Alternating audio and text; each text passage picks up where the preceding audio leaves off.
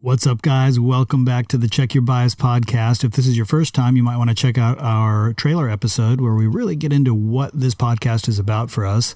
But the short of it is I'm a 20-year veteran of the entertainment industry. And this is Marty. I'm a 22-year veteran of the FBI, recently retired, several years ago.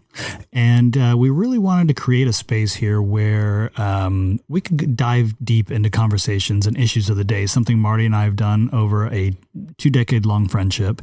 And we wanted to see if we could expand each other's perspective a little bit, maybe from time to time expand your perspective a bit, and also have guests come in that give us a different view on things and bring in a different life experience that we can't possibly have. Who will help facilitate the conversation and move it forward in a nuanced, civil way. So important in these times when I think toxic social media and hyper-tribalism have got us going into our respective corners and not really wanting to listen to each other anymore. It can be uncomfortable sometimes, but it can be so rewarding if we just come into it in good faith. Yes, and I think as a community, we really need to come together and talk to each other, and not just talk to each other, but listen to each other. And speaking of which, we've got a great episode today with a special agent in charge of the Portland office of the FBI. Loren Cannon came in and sat here with us and talked to us for about an hour and a half, 2 hours. It's so generous of him. We're really thankful, and we hope you enjoy it. We touched on a lot of different issues and kind of wandered our way through what I think is a really good conversation. Yeah, Ren's a friend, and he's a Renaissance man, a deep thinker, a fine FBI agent, law enforcement officer, and just a good guy. And really looking forward to this episode. And I know you guys are going to really enjoy it. Spit that shit out, man! That's on flip script.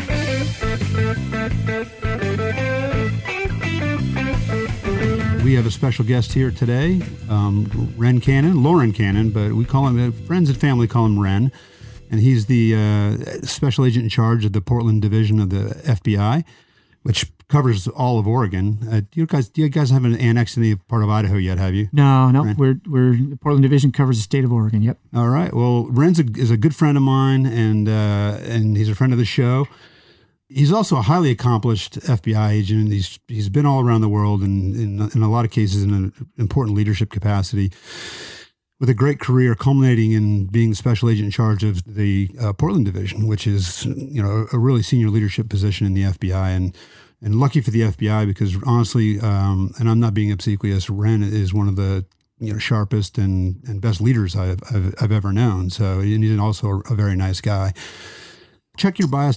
As you all know, I mean, at least AJ's and my mom, that's our audience. They know that our mission statement is that we want to talk about important subjects in a civil way, in a long form narrative fashion, so that it's because they're nuanced, and these things require nuanced discussions, and we want to do it in a civil way and promote and facilitate civil discourse. And so this is our sort of contribution to that. Ren, do you want to talk about more of your background? I know you were overseas, and you want to talk a little bit more about? I'm happy to. You're too kind in your introduction, but I appreciate it, Marty. Marty and I go way back, so that's nice to hear from an old friend.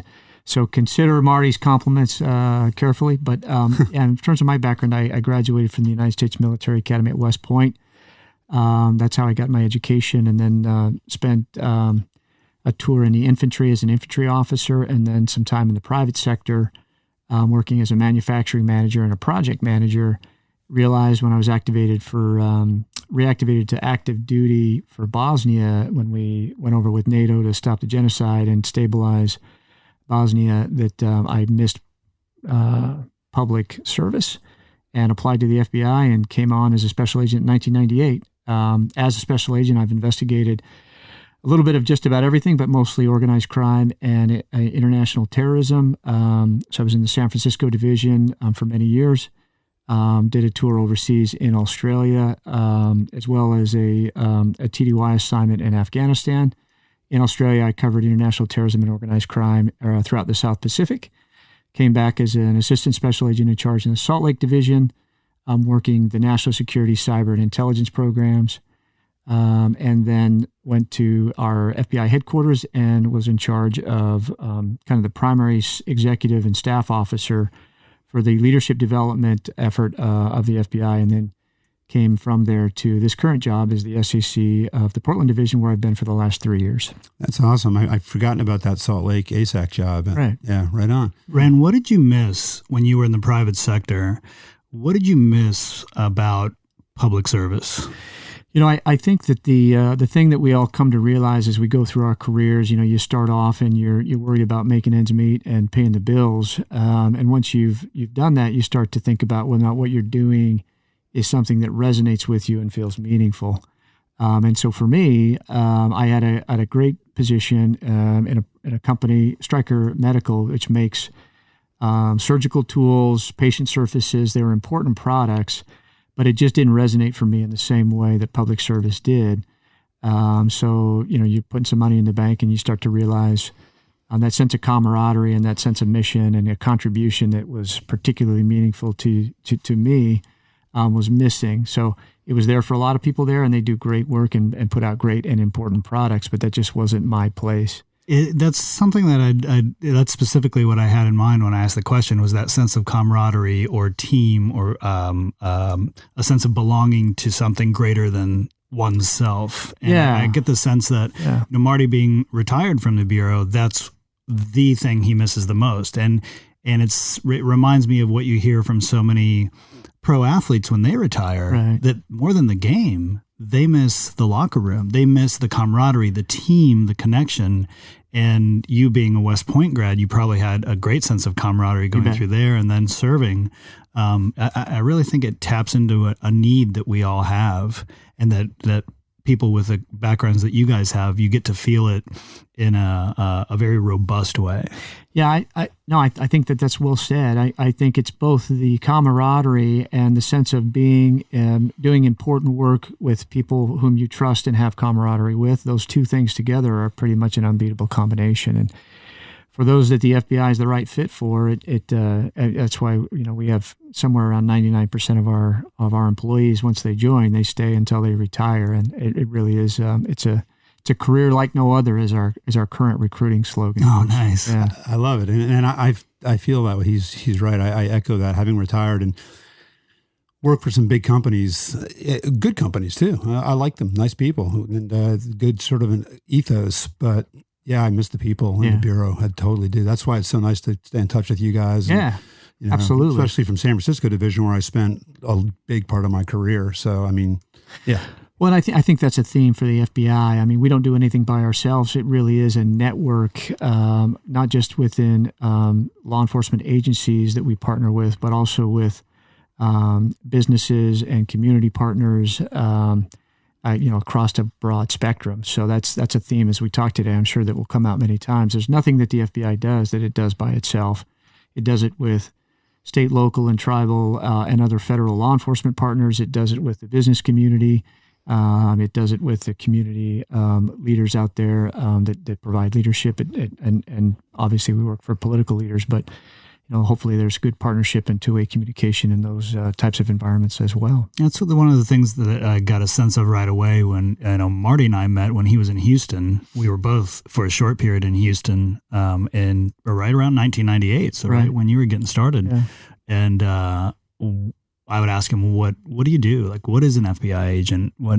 And a lot of it seemed like it was relationship building within the community. Absolutely. That's a big part of the investigative mission, partnering with lots of different agencies, because the nature of the things that we investigate are complex, and they have a tendency to be sprawled across a broad spectrum of jurisdictions and as well as different modalities. So whether it's an organized crime investigation or cyber investigation, or counterintelligence, counterterrorism, you name it, it probably spans the internet, multiple jurisdictions, probably international borders, but almost certainly state borders.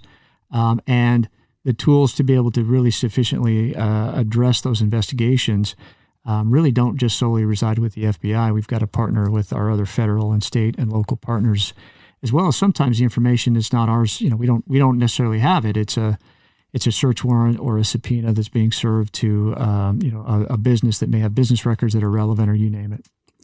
Yeah, and also internationally, people would sometimes ask me if I tell them we'd had 76, at least last I counted, 76 legats, and you were working in that capacity in Sydney, and you need our international partners. And I always explain it. We're working under the umbrella of the sovereign. That's right. But they're our partners, and we work together because things are now not just state, local, federal, like J. Edgar Hoover days of crossing state lines with a car robbery. Everything's global. That's right. It's something that people ask me a lot. Like I didn't know that the FBI had people that were posted overseas, and when you explain what the types of things you were doing, or that I was doing, or that the agents posted overseas do, those things make sense to people intuitively. So if there's a fugitive that's hiding out on a South Pacific island, well, there's a police force that covers that South Pacific island, and networking with that police force to say, hey, here's the the probable cause. Here's the indictment. Here's the extradition procedure that we'd like to follow. Invoking that partnership for a fugitive is an easy example. But some of the things that I worked on at different leads, as an example, some of the cash that Bernie Madoff had stolen in one of the largest Ponzi schemes of all time. Well, that went down into the Australian system, and some victims in Australia had been damaged. So, covering leads, doing interviews in a very thorough way on a very far-flung global financial crime is another example. So it doesn't just have to be cyber. It can be a very small crime and a fugitive, and it can be a very large financial crime. It can be a cyber crime. It could be an international terrorism conspiracy or a counterintelligence conspiracy. So, yeah, the things that we investigate in the FBI really do require partnerships and the ability to reach pretty much anywhere in the world. And we have agents that are posted in places that you might not expect, like Russia and China even. So those partnerships really are important. Whether or not we're, have friction with some of the other nations in the world, I think all of us around the world want to see crimes against children and victimization of children reduced. And so there's always some room for common ground. That's a great point. Yeah. So when you say you have agents posted in China, I imagine that's a tricky relationship, or Russia or any number of other countries, whereas, Australia, it's I'm sure a relationship that has a very long history of working together very easily. Yeah, I think anytime you've got different jurisdictions and different nations, it's tricky. The relationship with Australia has more history, and there's definitely more common ground. So it's easier to find the common ground in the joint areas that we'll work together on. It's very broad, and it's a long partnership. It's less so in other partnerships that are newer, or where there isn't as much overlap in terms of the specific systems and the laws and the legal frameworks and things like that. But again, there's always common ground, no matter what country we're talking about. There's areas of mutual interest that behooves both of us to work together to try to make the world a better place, and that's really what the FBI tries to do. Right. So if you're dealing with child endangerment of some sort, really around the world, the ethos is let's go get them. I think that's an easy example, and I think there's terribly pernicious drugs that are out there. There's trafficking in explosives. I mean, there always are areas of particularly of crime and victimization, elder abuse, fraud. If there's somebody that's, if the elderly community is being victimized through online fraud, through global organized crime networks, every nation wants to work together to try to reduce that victimization of the elderly, or the victimization of children is another great example. Do you find that sex trafficking is another one of those? Or Absolutely. Yeah. And we have a tendency to focus in on the underage sex trafficking, but we also work human trafficking for labor trafficking purposes or for sex trafficking purposes, if somebody's being trafficked against their will. We do have a tendency to focus on the younger victims of that. Why is that? Well, I think because they're more vulnerable. Yeah, it's just the question of the vulnerability piece. With human trafficking, you've got to prove that it's involuntary. When it's adults, that involuntary nature of it is an element of proof that makes it a bit of a more difficult case.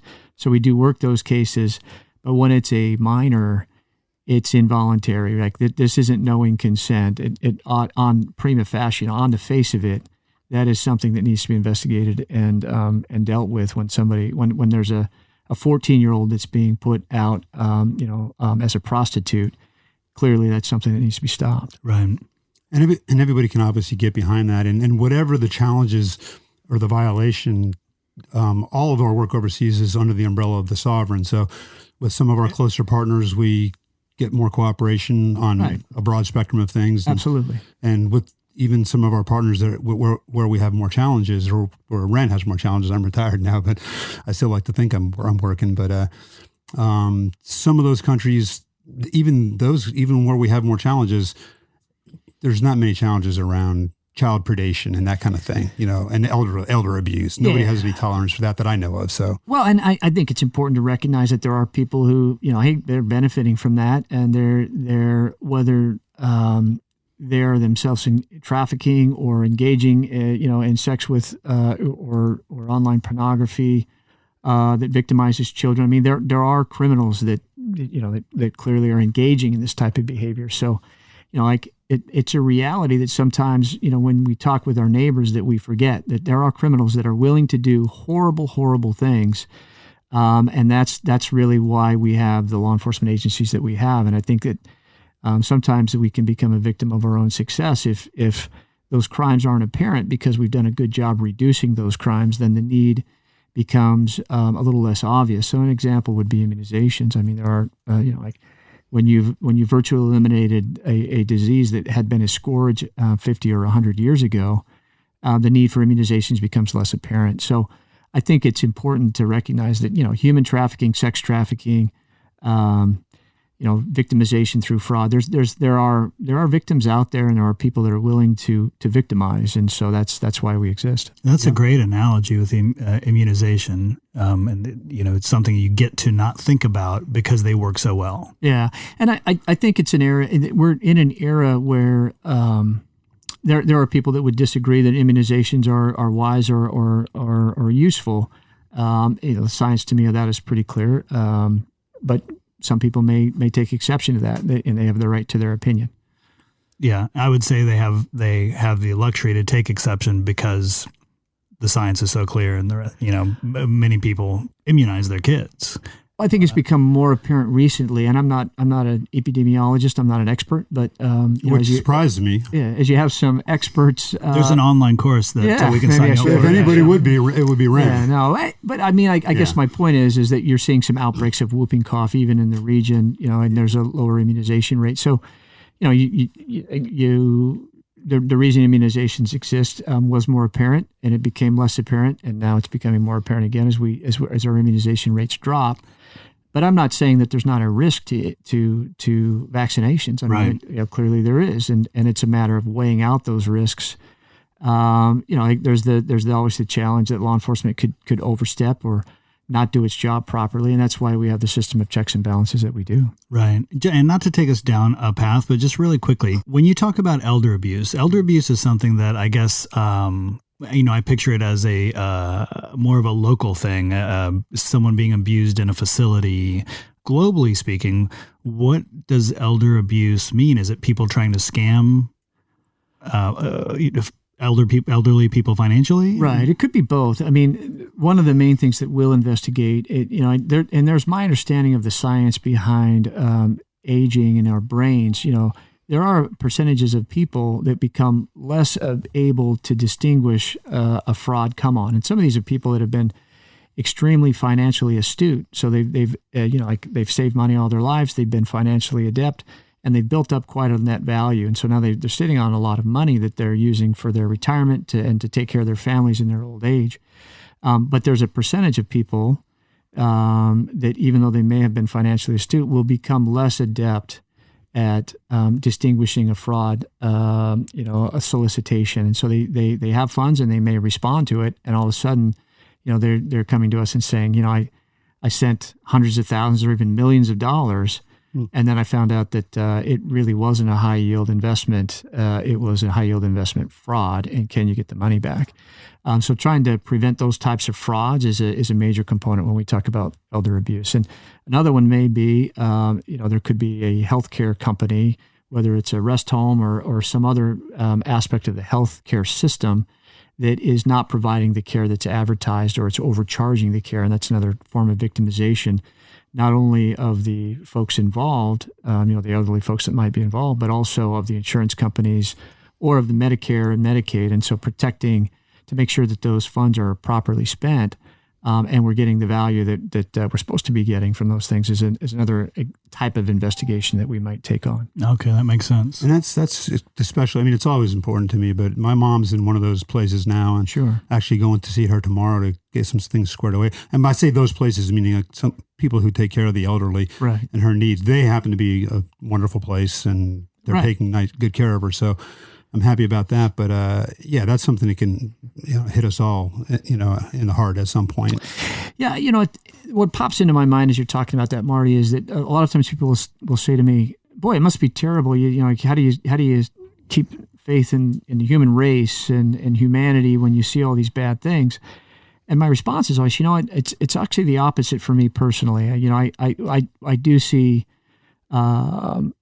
people who are willing to victimize other people, and that's discouraging, or companies that misbehave. But I also, as we investigate and I look around, we see that the vast majority of our friends and neighbors and community citizens and corporate citizens around this great country of ours, they do take on what they're supposed to take on, and they do fulfill their obligations, and that's why we have the quality of life that we do have. And so it's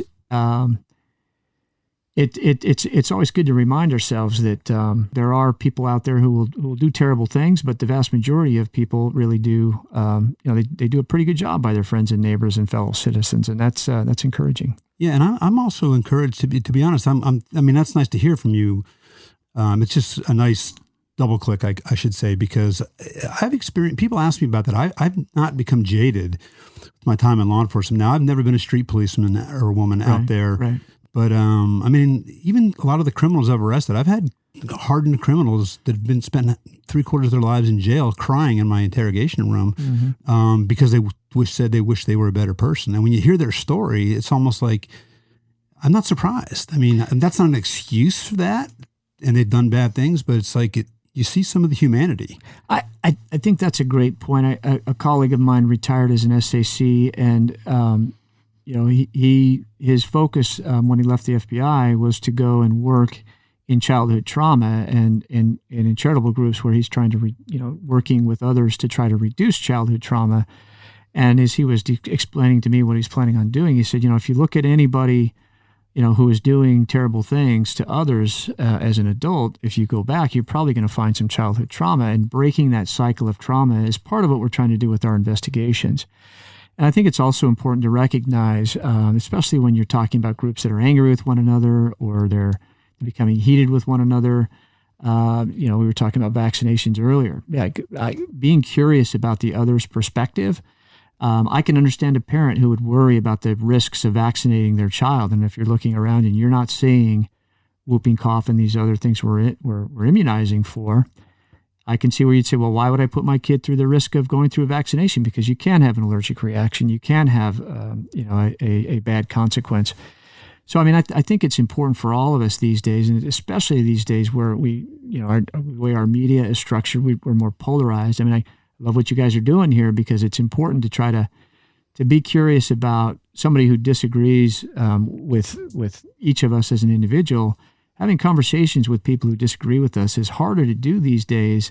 They're more charged, and I think we're clumping off into different groups of people who agree with us. Right. And so I think it is important to talk to our friends and neighbors and educate ourselves. I mean, that's what makes for a great citizenry. That's what makes this democracy work, because we actually take the time to be curious enough to find out what other people think and to consider their positions, and then really try to do what we think, when we're casting our votes or we're out there, as citizens of the community, trying to do things that we think are in the best interests of our families and our communities. And that's, I think, what that curiosity is essential. Right. But that's a great point. Yeah. Thanks for making that on the immunization front, because even my comment earlier that they have the freedom to make that choice because other people do vaccinate, I wasn't showing much empathy to their point of view just in that comment. And so you're making me a better person right now, Ren. Could you please leave now? I didn't think you could get any better. I think it's a great insight. I mean, I do think when you look at people's ability to listen, it's inversely related to whatever fears and insecurities they have. So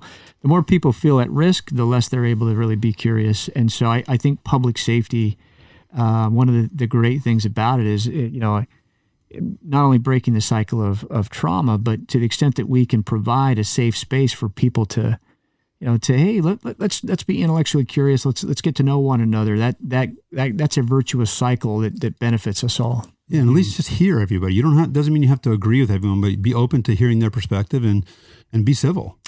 Yeah, and I think that's something that one of the great things about Portland Division in Oregon is we strive to do that, and there's a lot of emphasis on that. But it's also a place where there is a broad spectrum of different opinions, and that can make it tough to have those conversations. I've found that in the short time that we've been in Oregon is a much greater occurrence of people with different worldviews that work together, live amongst each other. It's interesting. Portland has this reputation for ultra liberalism, but there really is more of a mix than people realize. Yeah. And even within, different levels of liberalism or conservatism, and all these people coalesce in a place like Portland, which has half the population of the state of Oregon, maybe? Pretty close, or more. Maybe. Yeah, the metropolitan area has about 2.5 million, and there's about 4.2, 4.3 in the state. Right. But people having to live amongst each other, and which I spent a lot of time in places that were interesting in their own right, but not quite as mixed in that way. Yeah, a little more homogenous. Yeah, so at least in terms of certain worldviews. Right.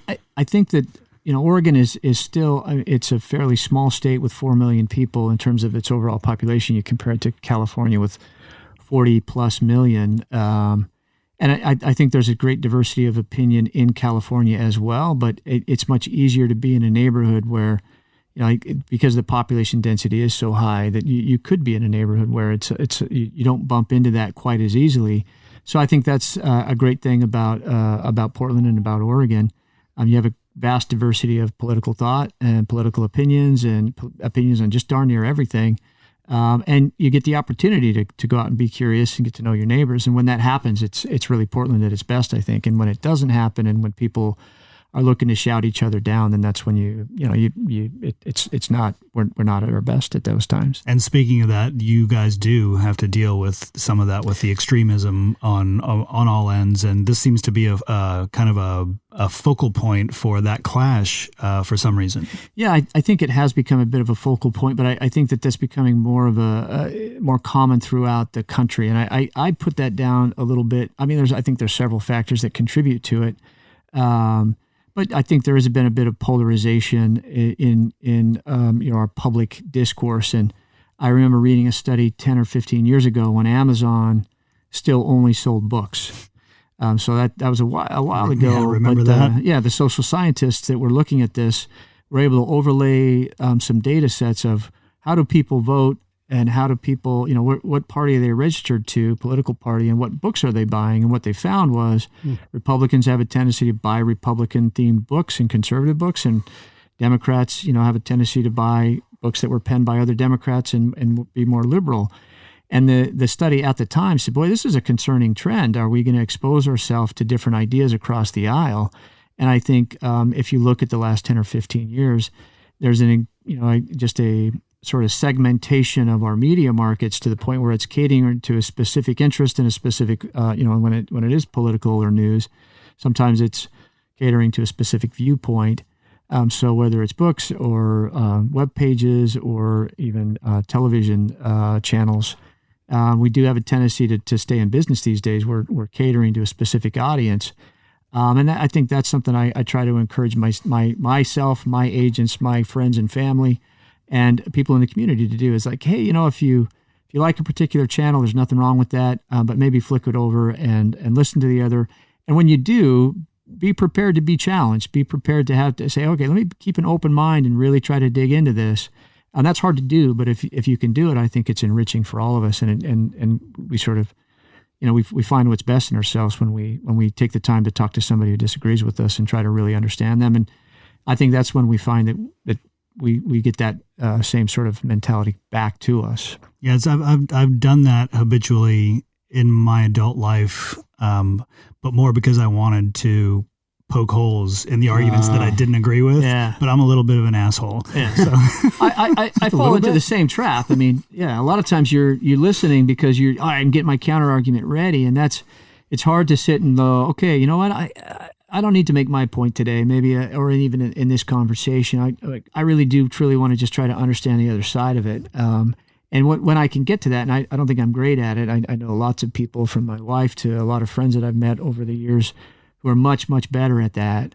But I find that when I'm able to be in that mindset, not only do I learn more, but I find that the other side of the conversation becomes more curious about, well, what do you think? When I take the time to listen, and people are more interested in what I have to say as well. Well, because you've opened up your humanity, I think, in that act. I think that's right. Yeah. Everybody wants to be seen and heard. Yeah. I think it's important for us to recognize that it's important for us to try to see and hear the other side, differing opinions as well. Yeah, and I do find myself with media these days, any form of it. I'm at a point now where I'm going to these different channels or different outlets, and I'm just trying to pick out the kernels of truth in all of them, as opposed to listening for a different perspective. It just seems like it's evolved to such a point on the whole spectrum of media that everything's just about clicks. Everything's about selling ads. Everything's about big data and an algorithm and getting you outraged. I think there's some truth to that, but I'm always careful about banging on media. I think it's a little bit like it's an easy answer. It's easy to blame law enforcement for all of social ills. It's easy to blame the media and say, the media it's a mess.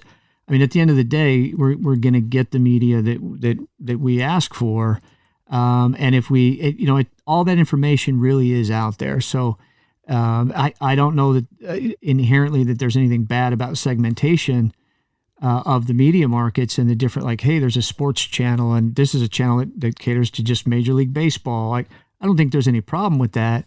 But when it comes to some social issues, it's important for each of us to recognize I might not get the whole story just on this one channel. I need to check in and be a bit more curious and cast a little bit broader net. The information is out there. Yeah, and in my picking for the kernels of truth, I guess that is under an overarching umbrella of understanding that we get what we pay for. And if it wasn't paying, or if we weren't asking for it, the media wouldn't give it to us that way. But there's also, that I agree with both of you, but there's also an aspect of just human tendencies, right? And you have people who are, especially in the internet field, you have people who are geniuses at figuring out our human tendencies and then designing, an information outlet that tweaks that outrage in you, because they know that getting outraged keeps you there much longer than getting interested or being entertained or made to laugh. And better natures over angels be damned. Mm-hmm. Right. But I take your point totally about the media is easy to bang. And I want to, affirm that. I mean, by the way, that's a great mess. And I know you can't specifically comment on this, but from a person in leadership in government and public service, that's a great message to hear right now. So thanks for throwing that out there, because that's a very adult message. Yeah, and I don't think I'm the only one saying it. Or I don't think it's a blinding insight. I think there's a lot of people that are looking at that, and I think we're in an age with a tremendously powerful new communication modalities with the internet, and we're learning how to deal with those. Yeah, we're in the infancy of it, and it might not be a blinding profundity you just dropped on us, but we need sunglasses. Yeah. Right. Good. Yeah. Wow. Marty's an old friend. He's always he makes me sound better than I am. No. Marty's always trying to seduce. Yeah, profundity. No. I know. He's throwing big $3 words out. He's dropping profundity bombs on us left and right over here. Yeah, for sure. But you know what? It's interesting because Portland has a unique history demographically, and wasn't until like the early 1900s it was all white, right, or white only. Oregon, I'm sorry, Oregon, not Portland, but right. Oregon writ large, and then sometime in the 80s it sort of became a neoliberal or liberal progressive haven, or at least maybe Portland did, but to me that just sort of sets up some of the conflicts that we've seen. And when we talk about right wing or left wing extremism, do you want to expand on that? Or yeah, I mean, I think you're keen on, and I'm not an expert on Oregon history, but I have read some history and tried to educate myself. I mean, the Ku Klux Klan had a presence here, and at the time there weren't a lot of people of color in the sense of the African American community. And so a lot of the targets of some of the efforts of the Ku Klux Klan in the state years and years ago, back in the 1920s, were the Catholic Church and Catholic education. Interesting. Things like that. But I think you're keen on something that's, it's sort of the richness of Oregon. You've had some of the fantastic narratives of the pioneers and ranchers and farmers and loggers, and you take a look at, the boys in the boat and that story, of the University of Washington crew team and, those young men, that was all present here in Oregon. And some of those, even in that story, as I recall, there was a few Oregonians in there. I'm not familiar with that story. Yeah, it's a great book. I'd recommend anybody read it.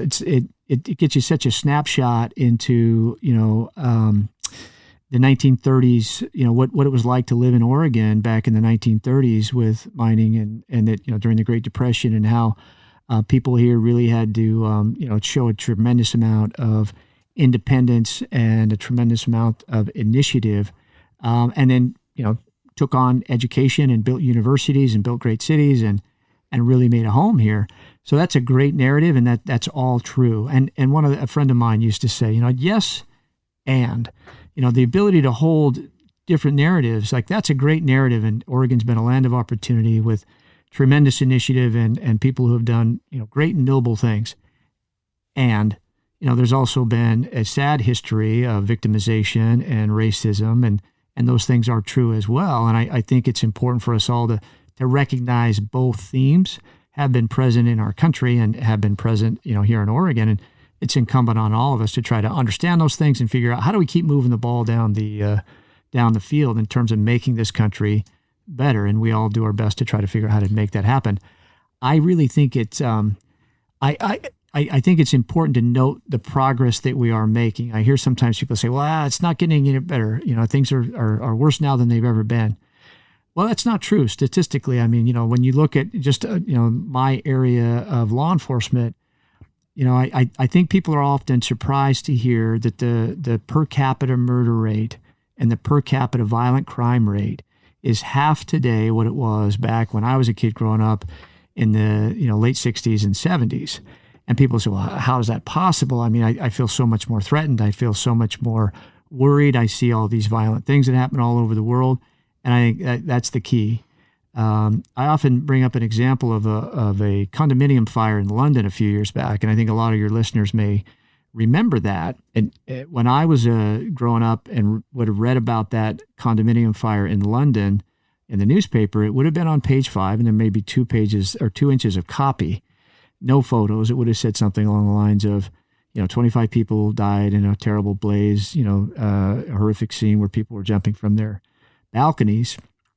When I bring this one up, this is not, it's not 9/11. It's not a, where were you when Kennedy was shot type of a moment. But a lot of people remember it because the images were so vivid.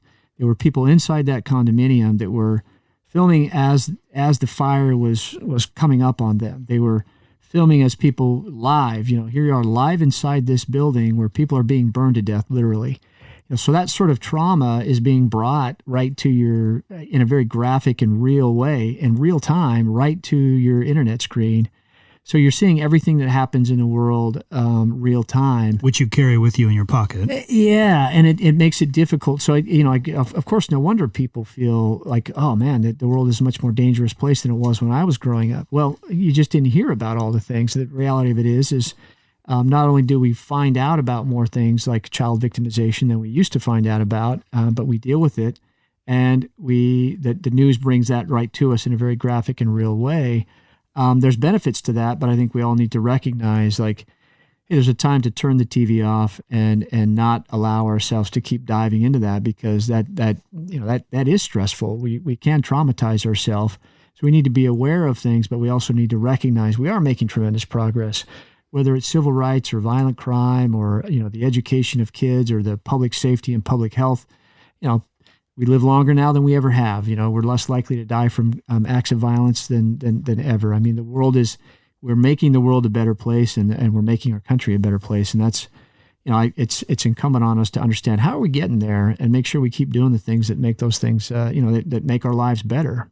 I'm glad you brought that up about what the present situation is and the trajectory of the future. Oftentimes people who don't live here, or people that I knew in Southern California, shortly after we moved, asked what I thought about Oregon's history and that, checkered history with white supremacy and racism. And of course, the history of a place informs the present and the future. But I do find that personally, while I'm interested in the history, and I don't think anyone should be ignorant of it and its effects, I'm more interested in the future of a place like this and where it's going. And the world is changing, and a place like this that used to be tucked away up in the corner of the country, well, in today's world, no place is really tucked away, and people are coming. There's an influx of new people coming and new cultures and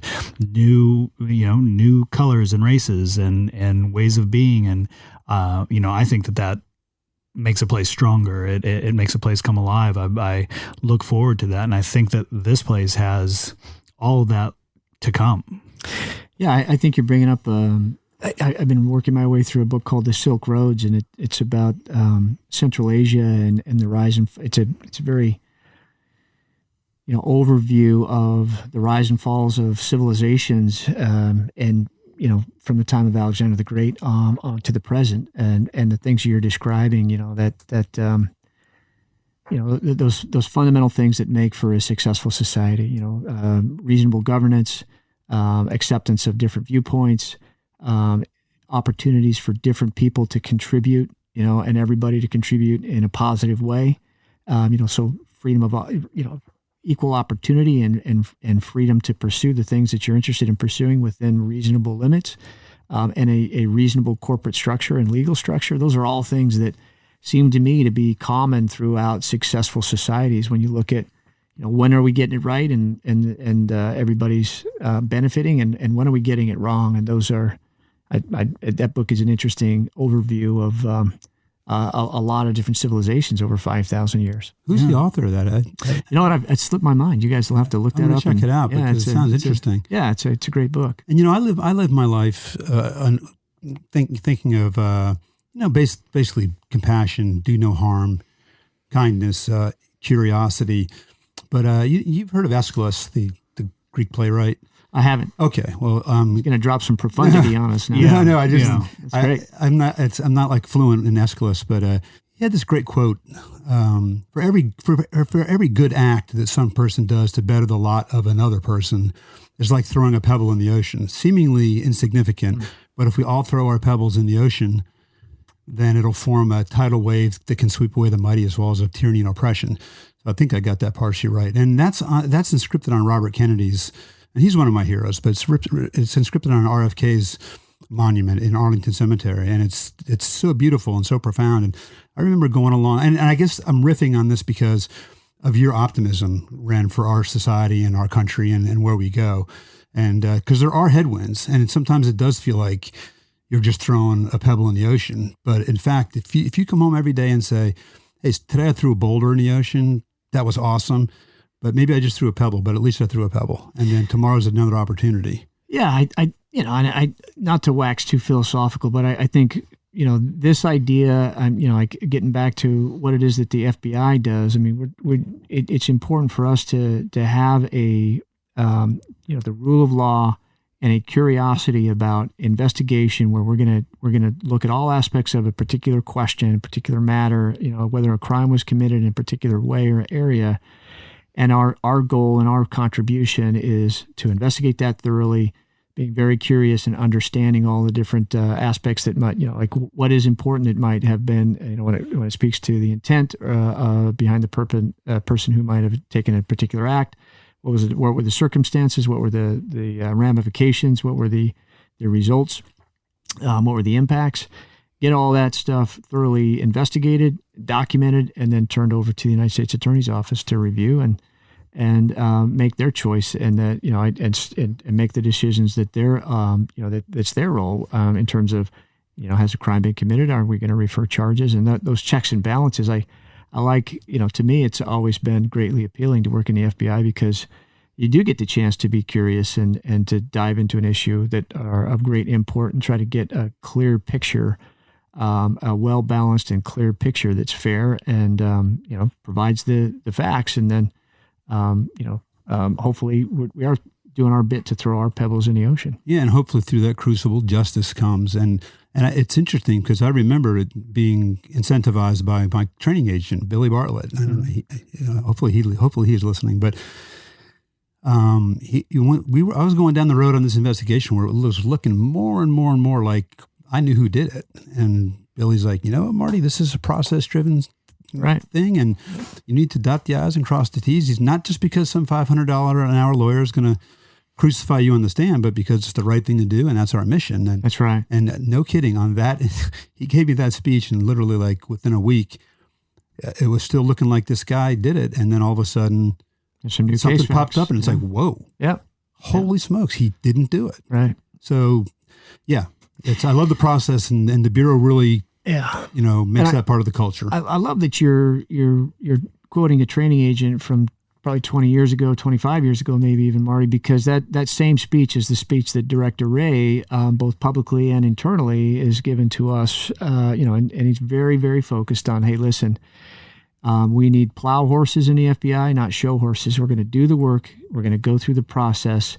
Even if we think we need to depart from a process, there's a process for doing that properly. Mm-hmm. So it really is incumbent on us. We have a lot of authority, and following the rule book and going through the process so that we can look ourselves in the mirror and say, hey, we know that we did this investigation thoroughly and in a very even-handed and fair way, and constantly questioning, whether or not, checking on whether or not we're doing that properly. There's lots of, as you know, Marty, lots of internal processes to try to make sure that we're doing that. Whether it's a training agent training a new agent, or a supervisor looking over the agent's work on a quarterly basis, or taking it to the U.S. Attorney's Office, who also checks our work and makes sure that it's being done properly. Those are all important checks and balances to make sure that we're getting it right. Yeah, and you know what? The training agents are essential, and I say that jokingly because I have had a few trainees in my pedigree, I should say. But Billy Bartlett was to me the gold standard, and I remember one time he went somewhere. He was kind of a man of few words. He had from Arkansas. He wore cowboy boots with his suit, smoked these filterless Laredo cigarettes, and I remember we were at some crime scene somewhere, and I'm brand new, and I'm like, Billy, what are we looking for? What are we looking for? What are we looking for? And he turns around and takes a drag off that cigarette, and he's like, Marty, and he points to that cigarette, and he goes, we ain't looking for nothing. I remember sitting there thinking, what did I get myself into? What kind of training is this? And then kind of he took another drag on that cigarette, and he's like, turns back, he says, boy, he said, as soon as you start looking for something, you're going to miss something else. Just keep your eyes open. I'm like, I've never forgotten that, obviously. Yeah. 25 years later, but yeah. Yeah, doing a thorough investigation where you stay curious, whether it's a crime scene or an interview or just taking a look at, I at some point you're going to develop a theory and you're going to need to test that theory, but there's, making sure that you're looking at all aspects of the case and looking at, hey, we're going to gather as much information as is possible to gather and let the information tell us where this thing needs to go. Like, what are the case facts that we're developing? That's what should drive it, not some theory that we walked into the room thinking, oh, it's going to be this, and so I'm going to go look for that. I mean, I think it's a great story, Marty. Yeah, and thanks. And I'm glad to hear that Director Wray is speaking in those terms also. Yeah, absolutely. He absolutely is. And it's the amount of information that's out there and the complexity of investigations, when you think of the amount of information being generated on social media, and everybody has got a platform to just generate, gobs and oodles of information, whether that's financial information, social media information. I mean, it really is out there. And it's a new world in terms of what are the rules, in terms of gathering that information. What is due process? How does that look?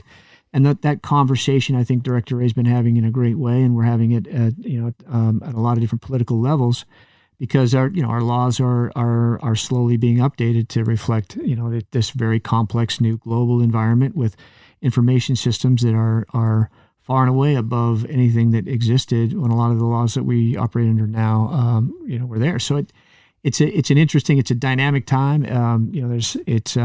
It's challenging to stay abreast of everything that's happening out there, and it's exciting, and I'm proud of the way that we do that. We work hard to try to stay up with everything that's happening and continue to do things in the right way.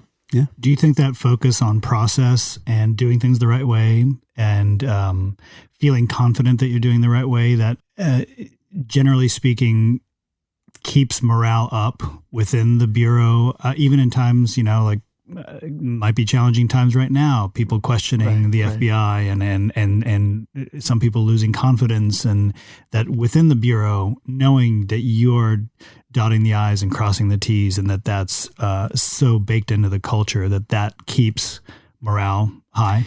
I think it does. I mean, we specifically look to hire people that have a proven record of initiative, but also character, where they're careful in their decision making.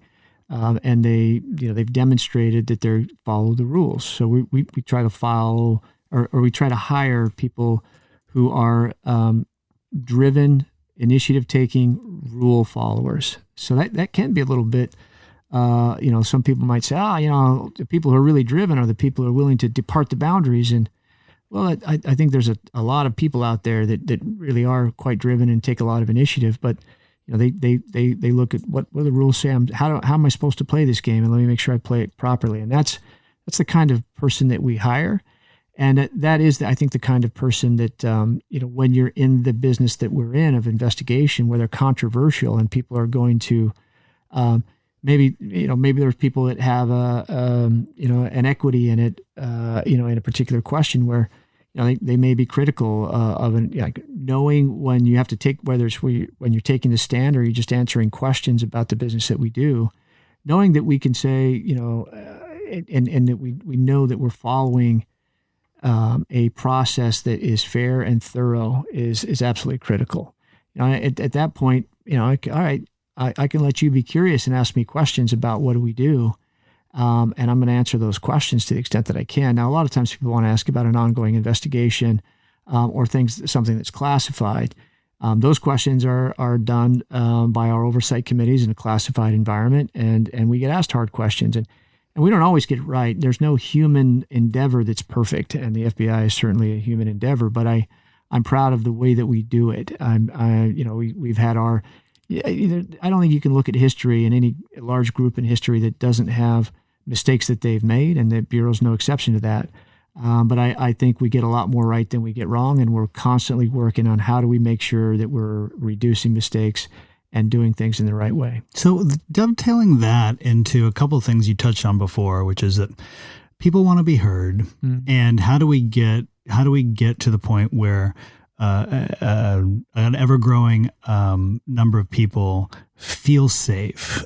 Talk about, if you can, some of the complexities or how you approach when you have segments of this country who may not be feeling safe, and what they're not feeling safe from is law enforcement. Right. It's a great question.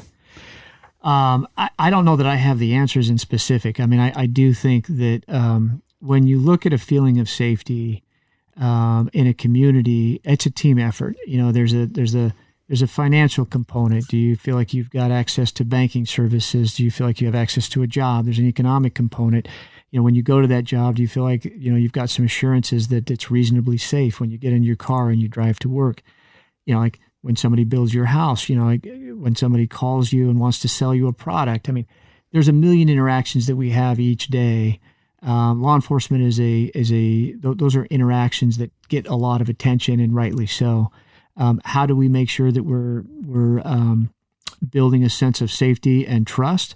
Well, I think that's incumbent on us to get out and listen to the community when they're telling us. If and this is where I was talking earlier about partnerships with community leaders. Getting out and talking to community leaders, is important. I remember a meeting I had early on with Mayor Wheeler, and he challenged us and said, "Well, you're talking with some community leaders. What are you getting to get out? What are you doing to get out and talk to the person on the street. Like how can you broaden your access so that more people can? And it was a good observation, and we asked ourselves that question: well, how can we get out there more broadly? Now, the truth is the FBI is a relatively small organization.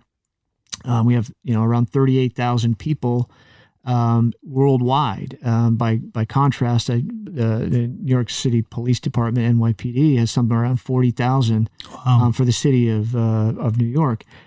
So I mean, obviously, we've got investigations to do, we've got work to do, but we have built components where we do try to be, like, how can we be more curious? How can we get out there and listen to input from the community about what they need from us? That's important to us because partly they're going to be telling us about ways in which they've been victimized. We want to build the trust so people will call us when they see something that makes them feel threatened, whether it's a civil rights matter or a potential act of violence or a crime. If people don't think to call us, then we can't help. And then, making sure that we're getting out there about some of these broader questions and answering how do we do business. So we run a Citizens Academy as an example that people, if they're interested, can go to our webpage and apply. And we ask the people, when we have the people come in for Citizens Academy, I let them know right up front, hey, this is an opportunity for us to get to know you and for you to ask us hard questions and for you to get to know us. And our ask of you is not that you become fans of the FBI necessarily, but that you learn about the FBI and you learn about law enforcement.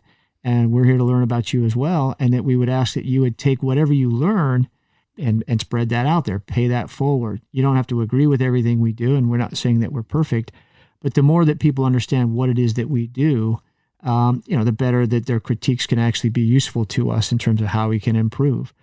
So if somebody tells us that, hey, I think the FBI does X, if that's completely off base and there's no merit to that observation, that if it's a conspiracy theory doesn't have a basis in fact, then we're not really having a chance to have a good conversation about what we actually can do better. So the more we understand each other and the more we have an opportunity to get to know one another, I think that's part of it. And there's things that organizations have to do to try to build that kind of trust. It's incumbent on us to do those, and we're trying to do those better. And honestly, we take the cues a lot of times from state and local partners, who are out there with more robust community outreach than we've had in the past. And we're not afraid to look at other law enforcement agencies, find out what they do better than we do, and say, gosh, how can we adapt that best practice to the way we do business? So that's interesting. Because as you were describing that, I was wondering how translatable that ethos is to local law enforcement, because really the people on the street and that are having more contact with the community. Yep. And so you're saying oftentimes it is pretty robust? I think so. I think that's an area of emphasis in modern policing. When you look at community-based policing and that engagement with the community, that's everybody's trying to do that now. Different agencies, obviously not every agency, not every organization performs at the same level. So some cities, the leadership in the organization is doing a great job of it, and you can see the trust that's being built. In other areas, it's more contentious, and you don't have the same level of trust. And some of that can be event driven. Like if you have a cataclysmic event, you have a police shooting. I mean, those are obviously stressful, and depending on the circumstances, then that can be something that really creates a rift and breaks trust.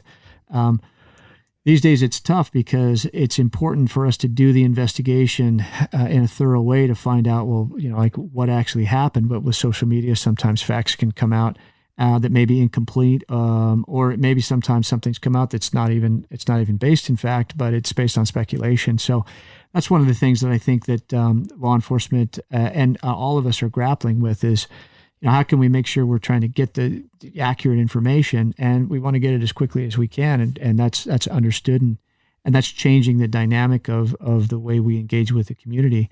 But there's also fantastic tools. I think it's important to recognize social media is a great opportunity for us to put some content online and to show, hey, these are what the law enforcement agency is doing, and there's there's some great examples of that. I mean, like at the Oregon State Police as an example. I mean, they're trying to make here's our practices and here's different things that we're doing.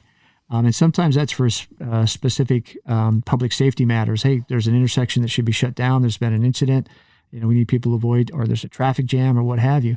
Sometimes it's just, hey, here's what it looks like to train as a police officer or as an FBI agent. Here's the practices that we have. Here's the procedures that we follow. Here's some different case examples. A lot of times people want to know about the work that we do, and I say, the best information that we really have is through the indictments that we put down.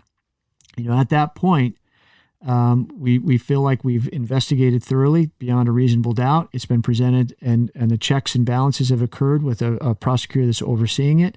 At that point, there's an indictment that we feel confident saying that the process and the investigation has been followed, and we think that there's a charge that needs to be levied for public safety.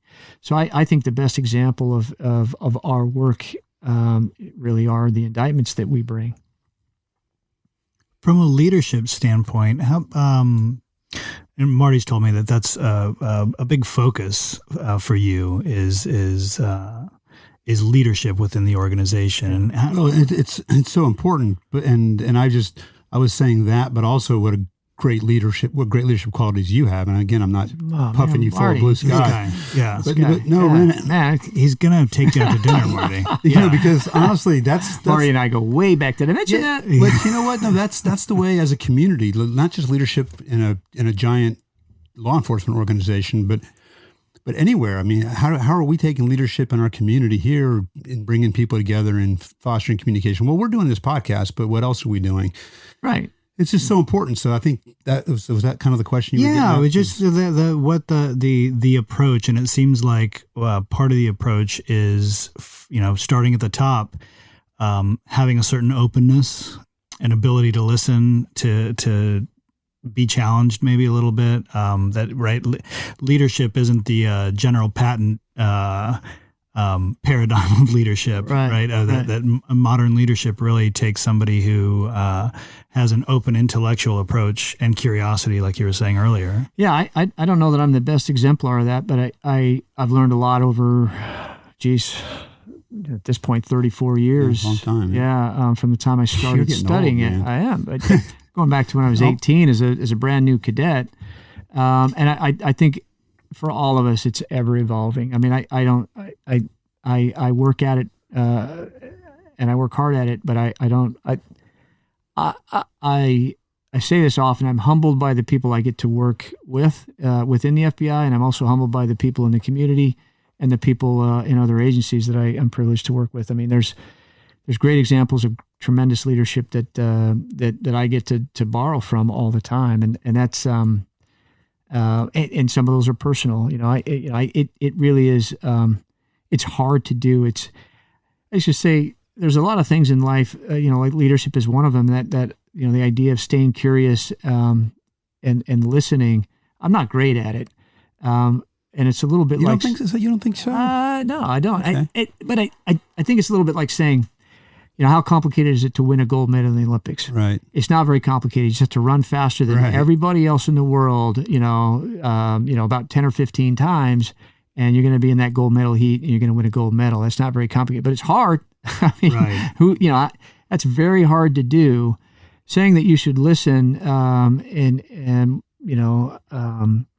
be curious, that can be hard to do when you feel like you're under attack and you feel like and I think one of the insights that I would throw out to people is whether it's an FBI agent or a cop that's on patrol, they look like they're invulnerable. They look like they're in a position of power, and they are, but they also have their own sense of vulnerabilities and their own worries.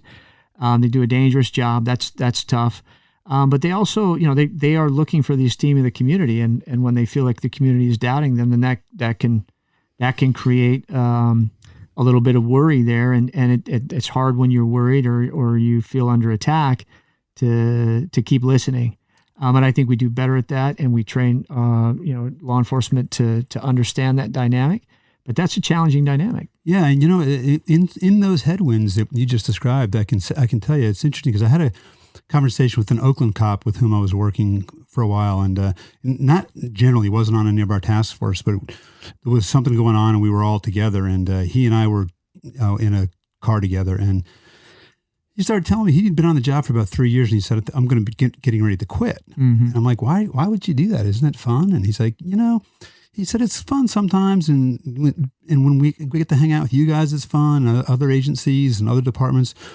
But he said, you know what, during my, I think it was 10 or 12 hour shifts, whatever they were doing.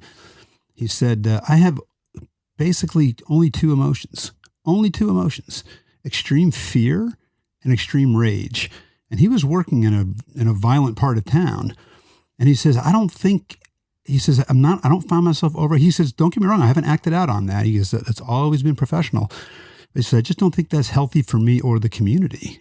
And so he ended up resigning. Yeah, and it sounded like that was a probably good decision. I mean, I think we all have to find our place in the world and find where our talents, what's our calling, and how do we find where our talents are uniquely suited to the job that we do. But I do think it's, I guess the point is that whenever there's a contentious conversation, where people are shouting at each other, I sort of have learned that, hey, there's a good chance that both sides of that feel like they're under threat. Both sides of that feel like they've got to worry, and they feel like they're fighting for what they think is right, and they feel like the other side is out to get them. And I think if we can all take a deep breath and step back from that, then that's to the good. And if we can get to the point where we can, be curious about that.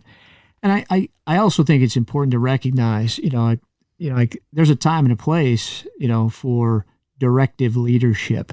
So if there's a cop that's coming into a domestic situation where, there's drugs or alcohol involved, it's not the time to be curious and try to figure out what's going on necessarily. Right. There may be an opening for that where you can de-escalate. And we do more and more training these days to figure out how can we de-escalate a situation and try to get this to be a conversation where we can get everybody to calm down, put down the knife, put down the gun, put down the stick, put down, unclench your fist. But that may not be an option in a rapidly evolving public safety situation where somebody's life is at stake. And that's where the training on the use of force, it's a difficult environment because I think police officers have to be ready to change their paradigm quickly. And so that can cause a lot of stress. So the cop you described, it sounds like that was difficult for him. Yeah. I think the really good cops that I've seen, they really think ahead of the game. They understand the rhythms of what's happening out there on their beat. They don't feel threatened, but they feel very alert.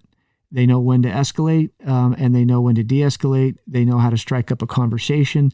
They know how how to calm people down. They know how, when that's done through a soft word, and they know when that's done best through a more directive word. So it's a real privilege to watch a really good cop walk into a situation that's very tense, and the good ones, and there's a lot of good ones out there. It's amazing, how quickly they bring a situation under control and calm the situation down.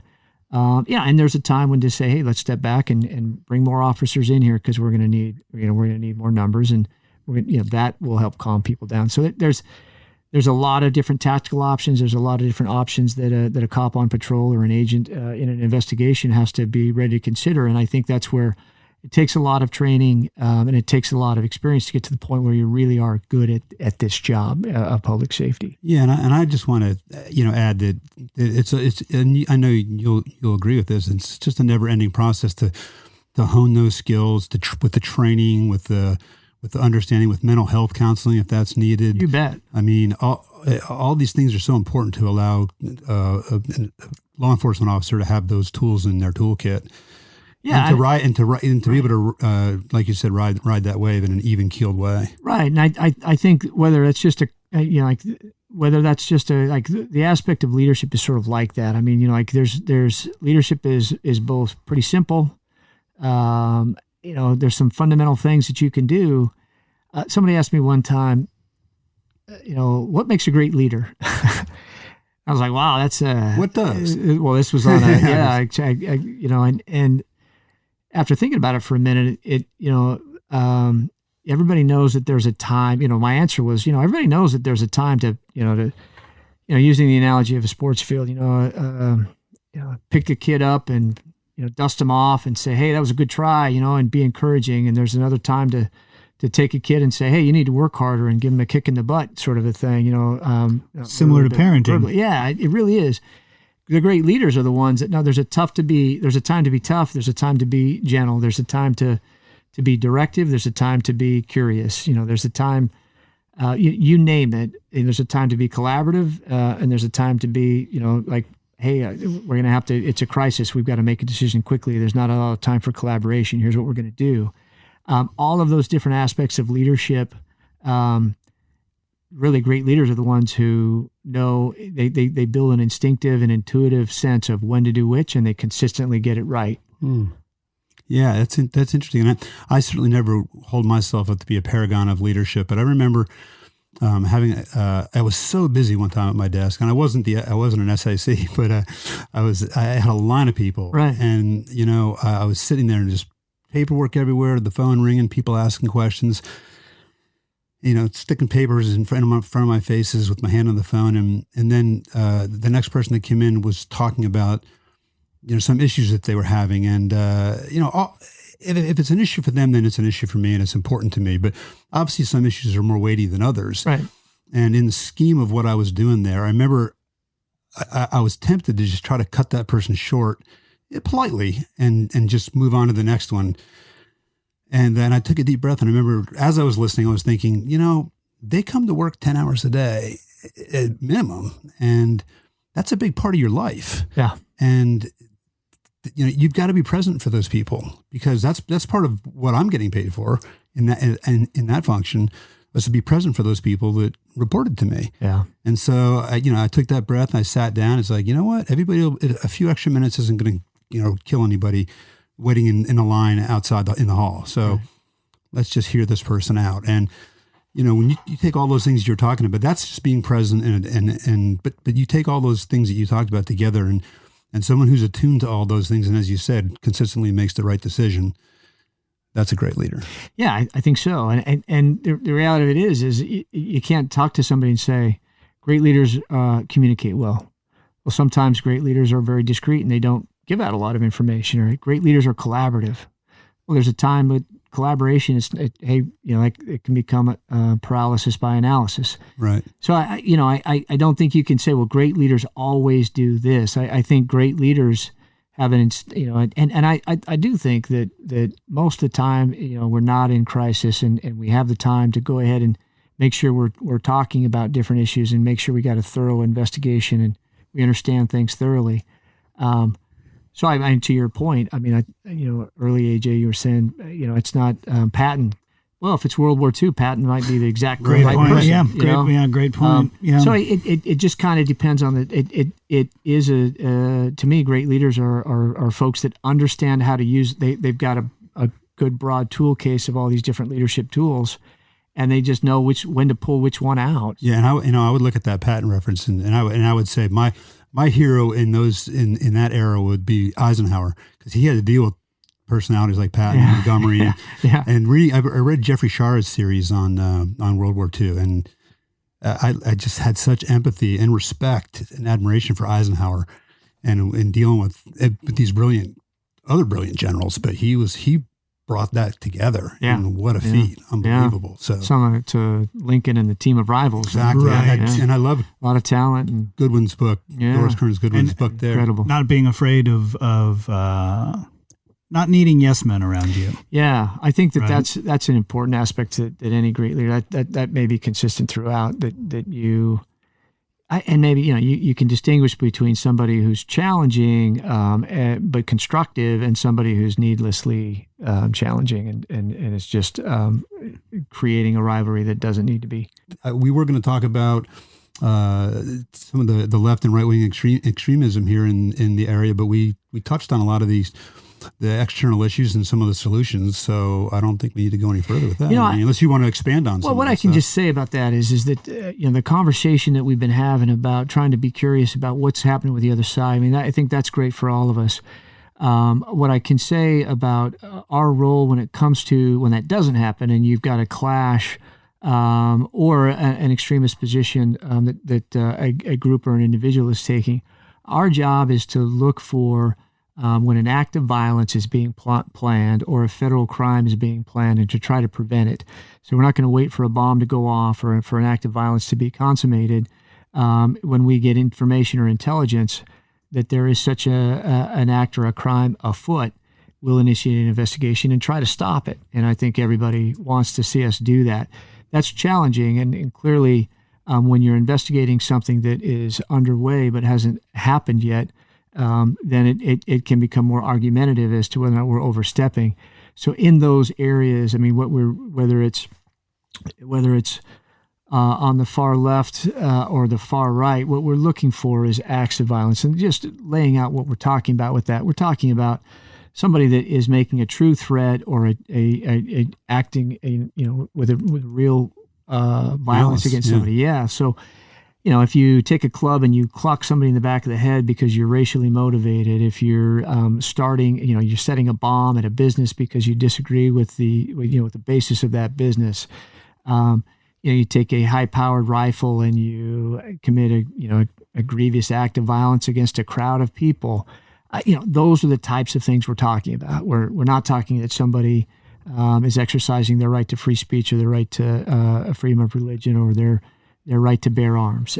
So I think it's important just to remind people that those are the types of things that we're looking for. There's a lot of checks and balances in the way we do business, both internally and externally with U.S. Attorney's Office. And eventually, anything that we do to hold anybody accountable is going to see the inside of a courtroom. It's going to see the inside of a courtroom with a grand jury to begin with. And we don't make the decisions as to charges, and even the U.S. Attorney takes it to the grand jury. A group of citizens that are going to make a decision as to whether or not somebody is indicted and charged. And then people have a right to trial, and it's going to be reviewed by a group of citizens and a judge, and then there's the right to appeal. So I think that we have a overall very, very good system. And that being said, there's always things that we need to make sure we're taking a look at, make sure we're doing it executing that system that's human and prone to mistakes. All right, we can make human failures. How do we try to make sure that we've got the checks and balances in place to minimize those mistakes and really bring about true justice and public safety in the best possible way? So that's what I can kind of say about, what do we do in that space? That's what we do. So it's not so much, what are groups like this up to? Why do they exist? That they have a right to exist. It's Are they planning to break the law? Yeah, is there a federal crime or an act of violence that's being planned? And I to add on to that, a federal crime in the international space would be material support. So if there is a group that has been designated as a terrorist organization, and that happens only within the international realm, but if the U.S. government, which is typically through the Department of State, and then there's also prescriptions that can come from the Department of the Treasury in terms of financial support. So those are the agencies of the U.S. government that make that determination, primarily the State Department, and they'll say, hey, this group has been designated a terrorist organization, and when that happens, then there are federal charges that can be brought if you do anything to support either financially or through your acts or your actions that group. So if you try to join ISIS, as an example, and fight on behalf of ISIS, well, that's illegal. That's a federal crime. Even if your planned actions are overseas, that's a group that the U.S. government has designated. It's doing terrible things, in victimizing people around the world, primarily in Syria at this point, but and in parts of Iraq. So that's been designated, and if you're supporting that financially or with your actions, even if those actions are overseas, then that's a potential federal crime that we would investigate. We don't have that same designation process for domestic groups. It's only when groups are operating internationally and receiving, and are foreign groups. Where it gets difficult these days is it's just so it's such an intertwined world. It's such a global world that the intersection or the dividing line between what is international and what is domestic is getting blurred because we're so intertwined with Right. globally. And so untangling that and making sure that we're being very careful about when are we using the rule book for international investigations versus when are we using the rule book for domestic investigations but that generally is something we pay a lot of attention to, and I think we generally get right. Are groups designated domestic terrorist groups, or is that not something that really happens? No, they're I'm not. sorry, I didn't mean to. No, absolutely. And Marty knows this. And you hear that, they're designated a domestic terrorism group. There is no mechanism in the U.S. government to designate somebody or designate a group as a domestic terrorism group. However, there are charging guidelines that the U.S. attorney, so if there's an act of violence, they can designate something under the law, this is an act of domestic terrorism. And so there's a charging enhancement and a sentencing enhancement that can be pursued, where this was politically motivated. It was undertaken on, and those are the types of criteria. It's politically motivated, act of violence. And so now it's sort of similar to civil rights. So, and it comes down to the intent behind the act. So it's a more serious crime under federal law to punch somebody because they're black and you don't like black people. Now that's not just a simple assault. That's a federal civil rights crime, and the penalties go up. By the same token, if you commit an arson for insurance fraud, that's a different crime than committing an arson because you disagree with that business on political grounds and you're doing it to terrorize a group of people. Or to eliminate an industry would be an example. So that there's the potential, and it's not something that we decide. It's something that the prosecutor in the U.S. Attorney's Office, with oversight from the Department of Justice in Washington, D.C., would decide as to whether or not those enhancements would be pursued, and those would be driven by the case facts. I see. So the mechanism really is to label the acts, exactly, not the groups. Exactly. Right. So grateful for you to come out here, Ren. I know you're super busy. And really generous with your time. Really Thank you. appreciate you coming out and talking to us and our audience. And no, I appreciate it. I appreciate what you guys are doing. It's these are the kind of conversations that I think they're important. They can be tough to have sometimes, so I appreciate what you guys are doing. Keep it up. That's what we're trying to. Can we go into the uncomfortable places and learn a little something without it being contentious? Right. Uncomfortable, but not contentious. That's my relationship with Marty. Really. Thanks again, Ren. Thanks for having me. I really appreciate it. Love you, brother. Yeah. Out.